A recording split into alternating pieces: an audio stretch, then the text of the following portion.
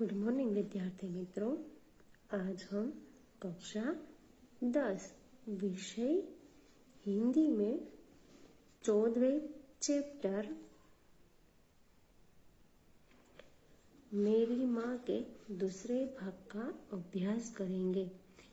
पहले भाग में हमने देखा था कि राम प्रसाद बिस्मिल जो है वह जब छोटे थे तभी से उन्हें कांग्रेस में जाने की इच्छा थी। वह एक क्रांतिकारी थे जिन्हें काकोरी कांड के लिए जाना जाता है और उसी के लिए उन्हें जो है वह फांसी की सजा भी सुनाई गई थी। उससे पहले वो जो है वह अपने जीवन के बारे में जो उन्होंने आत्मकथा लिखी है उसमें कहते हैं कि उनके जीवन में जो है उनकी माता का बहुत बड़ा योगदान है। उनकी माता जो है उन्होंने हमेशा से ही जो है बिस्मिल का साथ दिया था। अब आगे, जैसी मेजनी को उनकी माता ने की थी, इनके माता जी का सबसे बड़ा आदेश मेरे लिए यही था कि किसी की प्राण हानि न हो। उनका कहना था कि अपने शत्रु को भी कभी प्राणदंड न देना। उनके इस आदेश की पूर्ति करने के लिए मुझे मजबूरन 2-1 बार अपनी प्रतिज्ञा भंग करनी पड़ी थी। तो यहाँ पर बिस्मिल जो है वह कहते हैं कि उनकी माता ने उनको जो उसी तरह से तैयार किया था जिस तरह से मेजनी ने। तो मेजनी कौन थे? तो मेजनी का जन्म जो है वह सन 1805 में इटली में हुआ था। वे लोकतंत्र के प्रबल समर्थक, प्रखर देशभक्त तथा सक्रिय और निर्भीक नेता थे। अनेक भागों में बटे इटली को एक करने में उनकी महत्वपूर्ण भूमिका थी।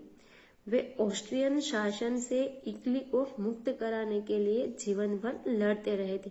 जिस प्रकार मेजनी को उनकी माता ने जो सहायता की थी उसी प्रकार की सहायता जो है वो राम प्रसाद बिस्मिल के जीवन को आगे बढ़ाने के लिए उनकी माता करती है। अब उनकी माता जी का सबसे बड़ा आदेश यह था कि वह किसी के प्राण को नुकसान न पहुंचाए, किसी के प्राण न ले। उनकी माता का कहना था शत्रु को भी प्राणदंड नहीं देना चाहिए, चाहे वो हमारा कितना बड़ा शत्रु क्यों न हो, लेकिन उन्हें प्राणदंड नहीं मिलना चाहिए। अब उनके माता के यह जो आदेश है उन्हें पूरा करने के लिए मजबूरन जो बिस्मिल को क्या करना पड़ता है कि 1-2 बार उनकी जो प्रतिज्ञा है वह उन्हें भंग करनी पड़ती है, यानी कि प्रतिज्ञा को तोड़ना पड़ता है।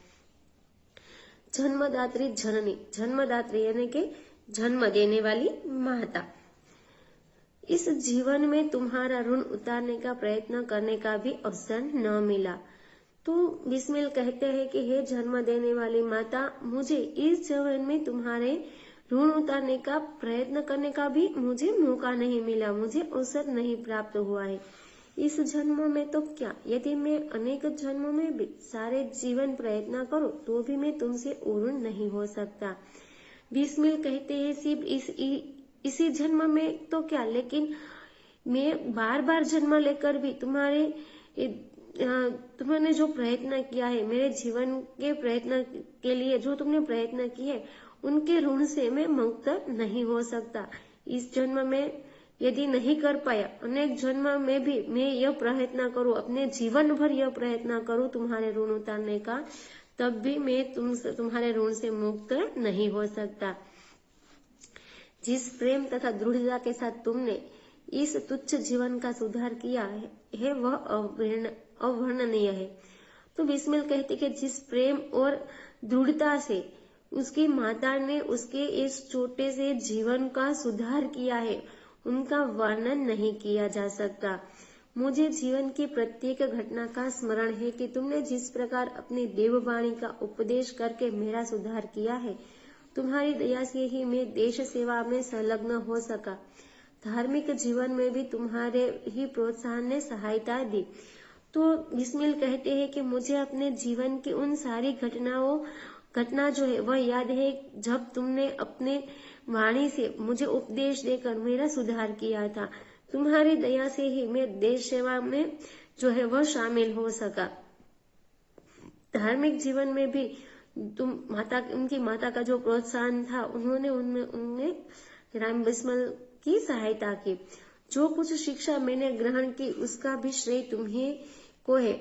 जिस मनोहर रूप से तुम मुझे उपदेश करती थी उसका स्मरण कर तुम्हारी मंगलमय मूर्ति का ध्यान आ जाता है और मस्तक झुक जाता है। अब बिस्मिल कहते हैं कि उन्होंने जो कुछ भी शिक्षा ग्रहण की थी उसका भी श्रेय वह जो है वह अपनी माता को देता है। जिस सुंदर रूप से उनकी माता ने उन्हें उपदेश दिया करती थी, उनकी माता, उसकी याद जो है वह आज भी उनके ध्यान में, उनके मस्तक में आज भी है और उनका ध्यान आते ही, वह याद आते ही राम प्रसाद बिस्मिल का मस्तक जो है उनकी माता के चरणों में झुक जाता है।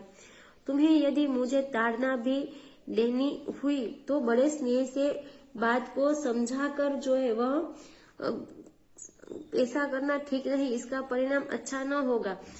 तो यहाँ कहते हैं कि यदि उन्हें कष्ट पहुंचाना हुआ तो भी बड़े प्यार से उसे समझाती थी, और यदि वह कभी उद्दंडता पूर्वक जो है वह उत्तर दे देता उसका राम प्रसाद बिस्मिल, तब भी उनकी माता जो है बड़े प्रेम भरे शब्दों में उन्हें कहती कि तुम्हें ठीक है, यदि तुम्हें यह अच्छा नहीं लगता तो तुम्हें जो अच्छा लगे वह करो, लेकिन ऐसा करना जो है वह बिल्कुल सही नहीं होगा और इसका जो परिणाम होगा वो भी अच्छा नहीं मिलेगा।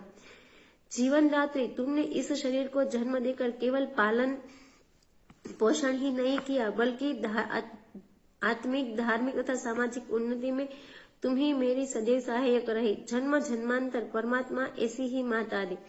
तो राम प्रसाद बिस्मिल कहते हैं कि उन्हें ये जन्म देकर उनकी माता ने केवल उनका पालन पोषण नहीं किया है, लेकिन उनके आत्मिक, धार्मिक और सामाजिक जो प्रगति की है उन्होंने उन सभी में उनकी माता ने हमेशा उनकी सहायता की है।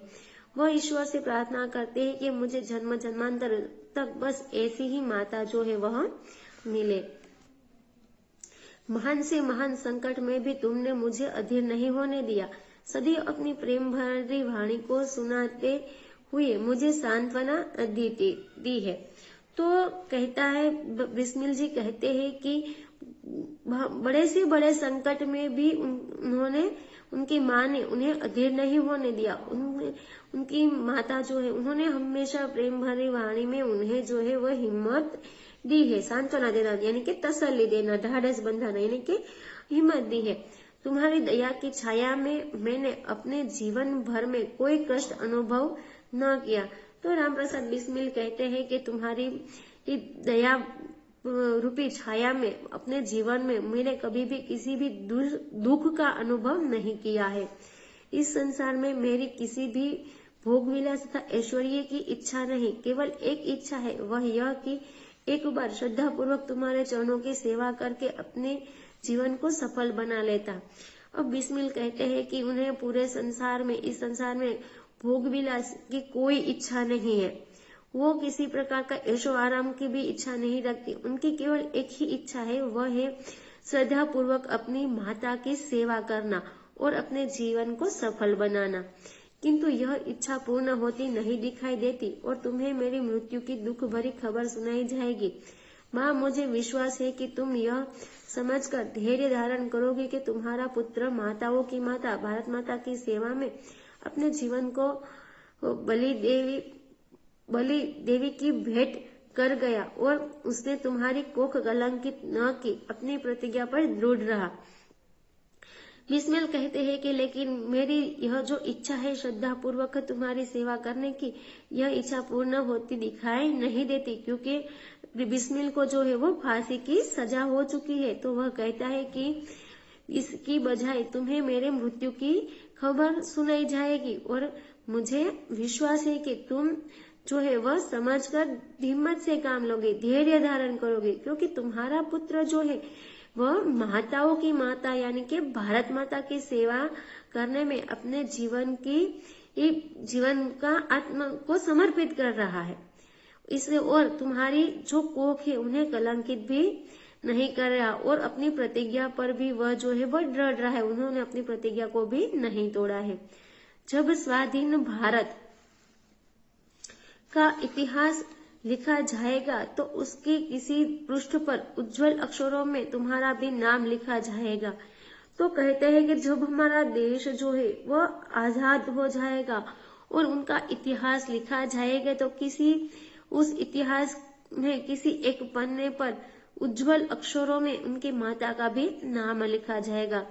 गुरु गोविंद सिंह जी की धर्म पत्नी ने जब अपने पुत्रों की मृत्यु की खबर सुनी तो बहुत प्रसन्न हुई थी और गुरु के नाम पर धर्म रक्षार्थ अपने पुत्रों के बलिदान पर मिठाई बांटी थी। धर्म रक्षार्थ यानी कि धर्म की रक्षा के लिए। तो यहाँ पर जो है वह राम प्रसाद बिस्मिल जो है वह अपनी माँ से जैसे कहते हो वैसे लिखते हैं कि गुरु गोविंद सिंह जी की धर्म पत्नी ने जब अपने पुत्रों की मृत्यु की खबर सुनी थी तो वह बहुत प्रसन्न हुई थी और गुरु के नाम पर धर्म की रक्षा के लिए उनके पुत्रों के बलिदान पर उन्होंने मिठाइयां जो है वह सब में बांटी थी। जन्मदात्री वर दो कि अंतिम समय भी मेरा हृदय किसी प्रकार विचलित न हो, विचलित यानी कि अस्थिर, और तुम्हारे चरण कमलों को प्रणाम कर मैं परमात्मा का स्मरण करता हूँ, शरीर त्याग दूं। अब बिस्मिल जो है वह अपनी माता को कहते हैं कि मुझे यह तुम वरदान दो कि जब अंतिम समय मेरा आएगा तो मेरा हृदय जो है वो किसी भी प्रकार से डिगेगा नहीं, किसी की प्रकार से अस्थिर न होएगा और मैं तुम्हें तुम्हारे चरण कमलों में प्रणाम करते हुए परमात्मा का स्मरण करता हुआ अपने शरीर को त्याग दूं, क्योंकि उनको ये फांसी हुई है। तो विद्यार्थी मित्रों, यहाँ पर हमारा ये जो 14वां चैप्टर था मेरी माँ वह समाप्त होता है। आशा करती हूँ कि आपको यह अच्छी तरह से समझ में आ गया होगा। धन्यवाद।